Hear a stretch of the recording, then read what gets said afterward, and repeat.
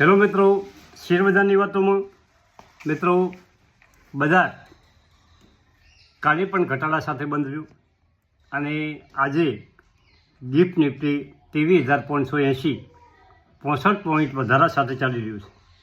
Sensex કાલે 241 point ઘટ્યો અને 77,339 ઉપર બંધ રહ્યો. નિફ્ટીમાં 78 પોઈન્ટનો ઘટાડો હતો, 23,453 પોઈન્ટ ઉપર બંધ રહ્યો. બેંક નિફ્ટીમાં થોડોક વધારો હતો, 184 પોઈન્ટ વધ્યો અને 50,363 પોઈન્ટ બંધ રહ્યો. મિડ કેપ અને સ્મોલ કેપ ઇન્ડેક્સ સપાટ કાલે રહ્યા, કોઈ વધઘટ લોબીમાં હતી નહીં.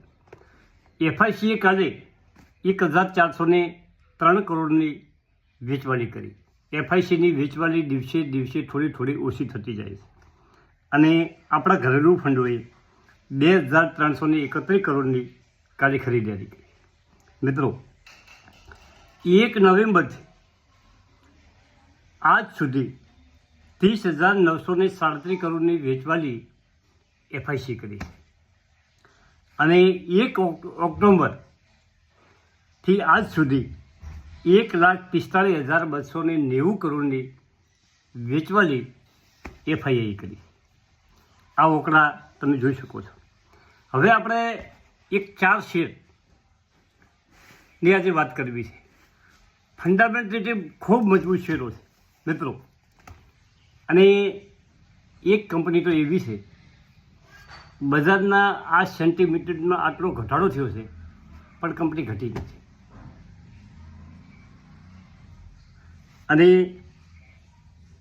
2 કંપનીઓ નાની છે, માર્કેટ કેપ એમના નાના છે, અને 2 કંપની મોટી છે. બધી જુદા જુદા સેક્ટરની કંપનીઓ છે. તમે આ જે વોચ લિસ્ટ બનાવવાનું છે એમાં કંપનીઓ એડ કરી નાખો. મિત્રો, પહેલી કંપની છે, કાલે એક મારા મિત્રે કોમેન્ટ કરી હતી, ક્રોસ. આનો આઈપીઓ આવ્યો હતો અને આ કંપની 204 રૂપિયા ઉપર ટ્રેડ થઈ છે. કાલે આ કંપનીમાં 15% વધારો હતો અને 158 રૂપિયા 52 વીક લો છે અને 270 રૂપિયા 52 વીક હાઈ છે. 270 જઈ અને અત્યારે 204 ઉપર ટ્રેડ થઈ ગયો છે. હવે એનું માર્કેટ કેપ છે 1,321 કરોડ. એકદમ નાની કંપની. હવે જુઓ મિત્રો, જે સ્મોલ કેપ કંપનીઓ છે એકદમ દોડે છે અને ઘટાડો પણ એમાં જલ્દી આવે છે. આ બધું રિસ્ક શેરબજારમાં સમજવું પડશે. માર્કેટ કેપ છે 1,321 કરોડ, ફિક્સ વેલ્યુ 5 રૂપિયા છે, એનો પીએસ 24 છે, ઈપીએસ 8.30 છે અને બુક વેલ્યુ 62 છે અને પીબી 8.7 છે, આરઓઈ 30.57 છે અને કંપનીનું ડેબિટ ટુ ઇક્વિટી 0.80. મિત્રો, અને એનો સેક્ટરનો પીએ 60 છે અને કંપનીનો પીએ 24. વેલ્યુશનમાં એકદમ સસ્તી છે અને સસ્ત કંપની છે. હવે કંપનીનું વોલ્યુમ મિત્રો 5 લાખ શેરોનું થતું હતું અને એમાં 40% લોકો ડિલિવરી ઉઠાવતા હતા, પરંતુ કાલે વોલ્યુમમાં 13 લાખનું વોલ્યુમ થયું અને 34% એમાં ડિલિવરી ઉઠાવવામાં આવી છે. રેવન્યુ જે 488 કરોડ હતું તે વધીને 720 કરોડ થયું છે અને નેટ પ્રોફિટ 30 કરોડ હતું તે વધીને 44 કર્યું છે. કંપનીનું શેર કેપિટલ 27 કરોડ છે અને ફેસ વેલ્યુ 5 રૂપિયા છે, એટલે કે 5 કરોડને 40 લાખ શેર કંપનીએ બહાર પાડ્યા છે. ઓટો એન્સિલરી સેક્ટરની કંપની છે, ઓટો સેક્ટરની કંપની કહેવાય મિત્રો. અને કંપનીનું શેર હોલ્ડિંગની પેટર્નની જો આપણે વાત કરીએ તો 67.7% પ્રમોટર પાસે શેર છે. એફઆઈસીનું રોકાણ 5.93%. આવડી 1,321 કરોડ સ્મોલ કેપ કંપનીમાં પણ એફઆઈસીનું રોકાણ છે. ડીઆઈનું રોકાણ મિત્રો 9.54% અને પબ્લિકનું રોકાણ 16.83%. આ કંપની તમારા વોચ લિસ્ટમાં તમે રાખી શકો છો મિત્રો.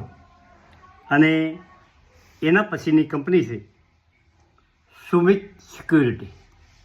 આ કંપનીની ચર્ચા આપણે આગળના વિડીયોમાં કરી. ફાઇનાન્સ કંપની છે, 3429 ઉપર ચાલી રહી છે. કાલે પણ આ કંપનીમાં દમદાર વધારો હતો અને આ કંપની સતત વધી રહી છે. પરંતુ જે સતત વધે છે એ પણ ઘટે પણ છે. જ્યારે ઘટાડો થાય અને 3000 નીચે શેર જાય તો એમાં તમે જો તમને ગમતી હોય તો થોડું શેરો એકઠા તમે એમાં કરી શકો છો. મિત્રો, આ કંપનીની વિગતની વાત આપણે આગળના વિડીયોમાં કરીશ, તમે જોઈ શકો છો એમાં. અને એના પછીની નેક્સ્ટ કંપની છે Mazdan.com. આ કંપનીને કાલે પણ એક સર્ચ ઓર્ડર મળ્યો છે સબમરીન બનાવવાની. અને આ અને મોટા ભાગનું કામ ગવર્મેન્ટનું મળે છે, સરકારી કામ મળે છે, સરકારી કંપની છે. હવે કંપનીનું માર્કેટ કેપ 80,223 કરોડ છે અને ભાવ અત્યારે 3,977 ઉપર ચાલી રહ્યો છે. 52 વીક લો 1162 છે અને 52 વીક હાઈ 5,800 છે. 5,800 જઈ અને કંપની પાસે આવી છે. EPS એટલે કે એક શેર દીઠ કમાણી કંપનીની 122 રૂપિયા છે. એનો PA 32, સેક્ટરનો PA 43. સેક્ટરના PAથી કંપની નીચે ચાલી રહી છે. મિત્રો, બુક વેલ્યુ 276 છે અને ફિક્સ વેલ્યુ કંપનીની 10 છે. હવે વાત બીજી એ કરીએ કે પ્રમોટર ગવર્મેન્ટ ઓફ ભારત સરકાર અને પ્રમોટર છે. 84.83% શેર એમના પાસે. વિદેશી રોકાણકારો 1.45%. ગ્લોબલ હોલ્ડિંગ વિદેશી રોકાણકારો નથી. આપણા ઘરેલું ફંડનું પણ 1% હોલ્ડિંગ છે અને 12.71% પબ્લિકનું હોલ્ડિંગ છે. ઓને પણ તમે વોચ લિસ્ટમાં સમાવેશ કરી શકો.